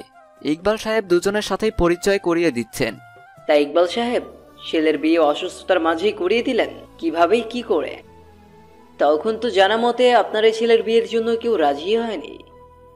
এত সুন্দরী বৌমা পাওয়া তো আপনার কথা নয়, ক্ষমতার জোর দেখিয়েছিলেন নাকি? ভুলে যাবেন না রহমত সাহেব, আমি ইকবাল কাউকে কখনো দুর্বলতার সুযোগ নেই না। আমার এখানে আপনাকে আমি দাওয়াত করে বলেছি বলে আসতে পেরেছেন, তা না হলে কি আসতে পারতেন? তাই আমার বাসায় দাঁড়িয়ে আমার সাথে অভদ্রচরিত কথা বলবেন না। রহমত হাসলেন, এরপর বললেন, আপনাকে গ্রামের সবাই সম্মান করে, যা আমার এই যে এইখানে লাগে। বিশ্বাস করুন, তবুও আপনার দাওয়াত রক্ষা করতে আমার ছুটে চলে আসা, বুঝলেন? আপনিও ভুলে যাবেন না আপনার সাথে আমার বাড়ি কিছু একটা ঝামেলা চলছে। গ্রামের সবাইকে দাওয়াত করেছি, আপনাকে বাদ রাখলে কেমন দেখায়, তাই না পেরেই আপনার পরিবার সমেত দাওয়াত করেছি। ইকবালের কথায় রহমত ভেতর থেকে উত্তপ্ত হয়ে উঠলেন। এরপরই ক্রোশের সাথে বললেন, সাবধানে রাখবেন আপনার ছেলে আর ছেলের বউকে। এত সুন্দরী বৌমা ঘরে রাখাতে যেন বিপদ না আসে। সম্মান বড়ই দামি জিনিস। শায়লা একবার আদ্রের দিকে তাকালো। আদ্র রেগে আছে, বেশ বোঝা যাচ্ছে। সে সবার সামনে অভদ্রতামি করতে পারে না বিধায় এতক্ষণ চুপ থাকা। তবে এই মুহূর্তে কিছু না বললেই নয়। সে রহমতের উদ্দেশ্যে বলল, গলা নামিয়ে কথা বলুন চাচা, দেখবেন এবার না আপনার গলার আওয়াজ চিরতরে হারিয়ে বসবেন। হুমকিপূর্ণ কথা আর রহমত উত্তর করল না। যা করার সে নিজের কর্মের মাঝেই করবে। সারা বাড়িতে আমেজ আমেজ মুহূর্তে শাহিনুর এলো শায়লার সাথে কথা বলতে। বাবাকে দেখেই শায়লা কেমন যেন ভেতর থেকে নরম হয়ে এলো। বিয়ের পর আর ওই বাবা নামক মানুষটার সাথে শায়লার দেখা হয়নি। তার বাবা কিছু না বলে পলকে তাকিয়ে রয়েই চলে যেতে চাইল, কিন্তু শায়লা পেছন থেকে বাবা বলে ডেকে ওঠায় আর যায়নি, থেমে গেছে তার পথ চলা। বাবার সামনে গিয়ে বাবার বুকে অতি আবেগে মাথা হেলিয়ে ঝাপটে ধরেছে শায়লা। শাহিনুরও মেয়ের মাথায় হাত রাখলেন। মেয়েটা তার খুবই আদরের। মা মারা যাওয়ার পর শায়লা কেমন হয়ে গেছিল, উদাস হয়ে পড়ে রইত রুমের মাঝে, না বাইরে যেত না পড়াশোনা করত। পুরো 2 বছর অন্যরকম হয়ে গেছিল। ধীরে ধীরে সব সামলে নেয়। সেই তখনই ক্লাস মিস গিয়ে 2 বছর পিছিয়ে পড়ে। সেই কারণেই 21 বছরের বেলায় এসএসসি দিবে সে। গ্রামের মেয়েরা অবশ্য পড়াশোনায় পিছিয়ে, তবে শায়লা ছাত্রী হিসাবে বেশ মেধাবী।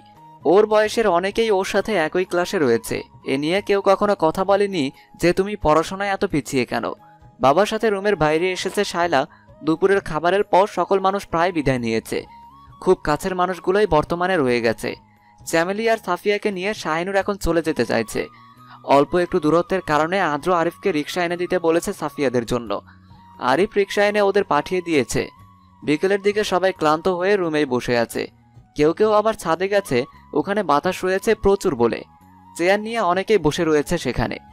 আদ্রের বড় মামা বললেন, বাবা আদ্র, বলছিলাম যে এসব ঝামেলায় নিজেকে যুক্ত করো না।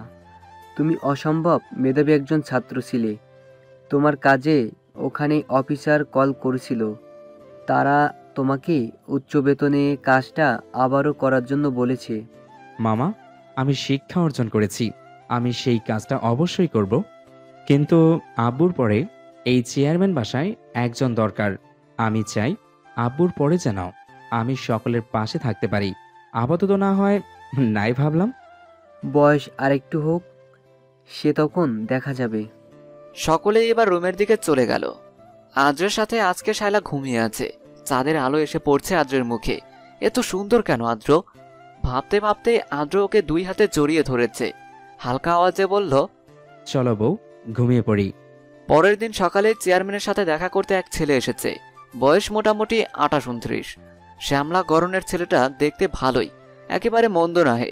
ছেলেটা চেয়ারম্যানের সাথেই বসে কথা বলছিল। এক পর্যায়ে চেয়ারম্যান শায়লাকে ডাকলেন। শায়লা বৌমা, কই গেলে? তোমার বন্ধু এসেছে দেখা করতে। আদ্র আর শায়লা এতক্ষণ রুমে ছিল। বাবার কথায় আদ্র দরজা থেকেই নিচের সোফার দিকে তাকায় একটা ছেলে। এই ছেলে শায়লার কেমন বন্ধু? বউ, তোমার সাথে দেখা করতে একটা ছেলে এসেছে। এই সকাল সকাল ছেলেটা তোমার সাথে দেখা করতে কেন এসেছে বউ? কেমন বন্ধু হয় সে তোমার? আমি তো ছেলেটাকে এখনো দেখিনি। মাথায় ভেজা চুলগুলি ভালো করে মুছে বাইরে যাও। শায়লা লজ্জা মিশ্রিত চোখে আদ্রকে একবার দেখে নেয়। এই মানুষটার জন্যই এই সকাল সকাল গোসল করা তার। আদ্রের পাশাপাশি হেঁটেই নিচে এসেছে শায়লা। নাদিম বসে আছে। ওকে দেখেই শায়লার বুকে টিপ টিপ করে শব্দ শুরু হয়। ও এখানে কেন এসেছে বুঝতে পারে না। একবার নাদিমের দিকে তাকিয়ে চোখ ফিরিয়ে আদ্রের মুখের দিকে তাকায়। এই মানুষটার সাথে কাল রাতে তার জীবন ঘনিষ্ঠভাবে জুড়ে গেছে। সব কি শুরু হওয়ার আগেই শেষ হয়ে যাবে? আদ্র ছেলেটার থেকে চোখ ফিরিয়ে শায়লার দিকে তাকায়। শায়লা কেমন কান্না ভেজা চোখে ওর দিকে তাকিয়ে রয়েছে। ভয় পাচ্ছ কেন বউ? কথা বলো ওনার সাথে। বউ শব্দটা নাদিমের কাছে চমকে যাওয়ার মতো শোনায়। সে পেছনে শায়লাকে দেখে উঠে দাঁড়ায়। নাদিম শায়লার সামনে এগিয়ে এসে বলে, শায়লা, কেমন আছো? জি ভালো, আপনি? তুমি যেমন রাখলে, আমাকে কি ভুলে গেছো তুমি শায়লা? শায়লা কি বলবে বুঝতে পারে না, শুধু আদ্রের মুখের দিকে তাকিয়ে রয়। কি বলা দরকার তার? সবাই না জানি কি সব ভাবছে, তবুও ভয়ে ভয়ে উত্তর করে, আপনাকে মনে রেখেই বা আমার কি হবে? আপনি কি মনে স্থান নেওয়ার মতো আমার বিশেষ করে কেউ ছিলেন? নাদিমের এরকম প্রশ্ন আর শায়লার উত্তরের দিকে মনোযোগ সম্পূর্ণ দিয়েছে আদ্র। এসব হচ্ছে কি? আচ্ছা, ছেলেটা কি শায়লার সাথে কোনো সম্পর্কে ছিল? এরকম ভাবনা হওয়াতেই আদ্রের মাথা ঘুরে যাচ্ছে। এসব হচ্ছে কি তার বাসায়, তার বউকে নিয়ে? আদ্র হুট করে রেগে যায়। নাদিমের দিকে সোফায় বসে থাকা নাদিমের শার্টের কলার ধরে টেনে ওঠায়। অপর বাম হাত দিয়ে একটা থাপ্পড় বসিয়ে দেয় নাদিমের ডান গালে। ছেলেটা বুঝতেই পারেনি আদ্র এরকম করবে। আদ্র আবারও হাত তুলবে, সেই সময় ইকবাল উঠে ছেলেকে থামালেন। আদ্র বাবা, এরকম করিস না। আমরা আগে কথা বলে জেনে নেই আসলে হয়েছে কি। যদিও শায়লার সাথে সম্পর্ক করে বা হয়ে থাকে, সেই রকম ভেবেই কথা আগাবে। আগে বস। আদ্র নাদিমকে ছেড়ে শালার দিকে তাকিয়ে আছেন। শালার পাশে গিয়ে শালার হাত ধরেই অপর পাশে বসেছে। ওর সাথে তোমার সম্পর্ক? ওকেই জিজ্ঞেস করেন। শিলু, বলো ওর সাথে তোমার সম্পর্ক কিসের, কেমন? শালার মনে পড়ে যায় আদ্র ওকে বলেছিল যখন রেগে যাবে তখনই বউ বলবে না। তার মানে এখন আদ্র ওর সাথে রাগ করেছে। হামতা হামতা করে বলল, আমার চাচা তো ভাই। তাহলে ও এসেই এরকম করছে কেন? সে আমাকে বিয়ে করতে চেয়েছিল। আদ্র আবারও জিজ্ঞেস করে, তবে আমাকে কেন বিয়ে করলে? হুট করেই আব্বু বিয়েটা করতে বলেছিলেন আমাকে, কিন্তু আমি এইখানে আসার পর থেকে সবাইকে মানিয়ে নেওয়ার চেষ্টা করেছি। আদ্র সাহেব, আমাকে ভুল বুঝবেন না। আমি তাকে সেরকম কোনো কথাও দিইনি যে আমি তাকে বিয়ে করতে চাই। শুধু বাস সে আমার বাবার কাছে বলেছিলেন পড়া শেষ করে এসে আমাকে বিয়ে করবেন। বেঁচে গেলে। তুমি এখন যাও, রুমে যাও, আমি ওর সাথে কথা বলছি। শুনুন, যেতে বলেছি। শায়লা আর কিছুই বলে না, উঠে আসে নিজের রুমের দিকে। মানুষটার যে পরিমাণ রাগ, সে কি নাদিমকে আবারও মারবে? বুঝতেই পারছে না কিছু। বেশ অনেকটা সময় পার হয়ে গেছে, অথচ শায়লা একা একা রুমের মাঝে চিন্তিত হয়ে বসে রয়েছে। আদ্র আসবে কখন? সে না আসলে নাদিমের খবরও সে ভাবে না। হাজার হোক ওর চাচাতো ভাই। নাদিম ছোট বোনের শ্বশুর বাড়ি এসে মার খেয়ে চলে যাবে। ঘন্টা দুয়েক পর আদ্র রুমে এসেছে। এসেই শায়লার পাশে বসেছে। সকালের নাস্তাটা এখনো করা হয় নাই, করবে তার মাঝে নাদিমের আগমন। তোমার ভাইকে নিচে রেখে এসেছি, শায়লার মন বলছে নিশ্চয়ই আদ্র নাদিমের দফা রফা করে ফেলেছে। কি করছে সে এখন? খেতে বসে দিয়ে এলাম বউ, চলো আমরাও বসবো। প্রচুর ক্ষুধা লেগেছে আমার। এতক্ষণ তোমার ভাই মানে আমার শালাবাবুর সাথে গল্প করে এলাম। উনি আমার বড় ভাইয়া। তবুও সে আমার শালক আর কিছু বউ, চলো নিচে যাবে। সেদিনের পর আর জুহির সাথে আরিফের কথা হয়নি। জুহিকে সে সত্য ভালোবাসে, কিন্তু মেয়েটা ওকে কখনোই মন থেকে ভালোবাসেনি। পাশলে কি আর এতদিন কথা না বলে থাকতো? যখন ওর পরিবার জেনেছিল ওর ভাইয়া পাগল হয়ে গেছে, সেই তখন থেকেই ওর সাথে কেমন বিহেভ করছে। জুহি আর ওর পরিবার ওকে বারবার করে বলেছে আরিফ যেন নিজের পরিবার ছেড়ে ওদের কাছে একেবারে চলে আসে, কিন্তু আরিফ পরিবার ছেড়ে যেতে রাজি নয়। তারপর সাপ জানিয়ে দিলেই জুহি ওর সাথে যোগাযোগ বন্ধ করে দিয়েছে। বারবার চেষ্টা করার পরও আরিফ জুহির সাথে যোগাযোগ করতে পারছে না।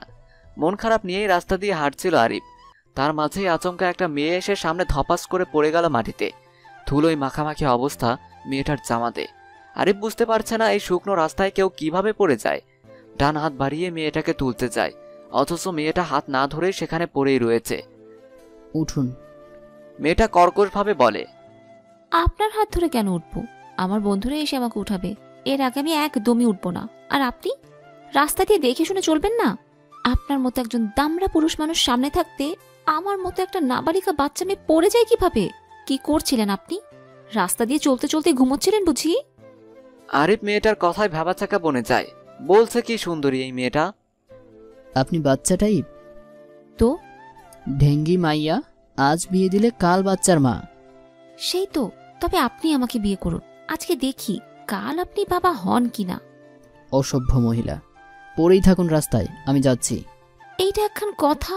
আমারে রাইখা যায়? দুপুরের দিকে শায়লা শাশুড়ির সাথে কাজ করছিল রান্নাঘরে।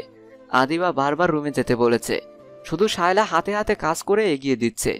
আদ্র সকালের নাস্তা করার পর পর বাবা আর ভাইয়ের সাথে বের হয়েছে।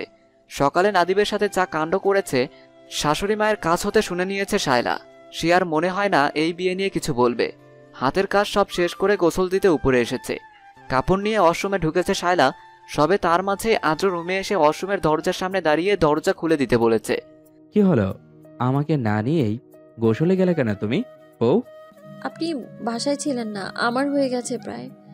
হয়ে গেছে মানে? তুমি দ্রুত দরজা খুলে দাও বউ। এটা আমার সাথে করতে পারো না। তোমার সাথে এরকম কথা হয়নি আমার বউ। দরজা খুলে দাও। কেন? সকালে আমি নিজে তোমায় গোসল করে দিয়েছিলাম, তাই এখন আমাকে সাথে নিবে তুমি। বউ, দরজা খুলছো না কেন? আমার তো শেষ, আমি কাপড় বদলে দরজাটা খুলে দিচ্ছি। তুমি দরজা খুলবে নাকি আমি ধাক্কা দিয়ে ভেঙে ভেতরে আসবো? আদ্রর এরকম কথায় শায়লা হতবাক হয়ে যায়। এই মানুষের বিশ্বাস নেই, যা বলেছে তাই করবে। অগত্যা কাপা কাপা হাতে দরজা খুলে দিয়েছে শায়লা। মাত্রই শুকনো তোয়ালে পেঁচিয়েছিল চুলের সাথে, তার মাঝেই ভেতরে এসে আদ্র আবারও ভিজিয়ে নিয়েছে শায়লাকে। আপনি পুরো সুস্থ আর হলেন না। ইচ্ছেও নেই বউটাকে ছাড়া একা একা আমি কি করে ভিজবো? সে বৃষ্টি হোক আর শাওয়ারে হোক, তোমাকে চাই মানে চাই। এই বউ আজকের পর আর আমাকে ছাড়া গোসল করতে আসবে না, তা না হলে কিন্তু আমি তোমায় বারবার ভেজাবো।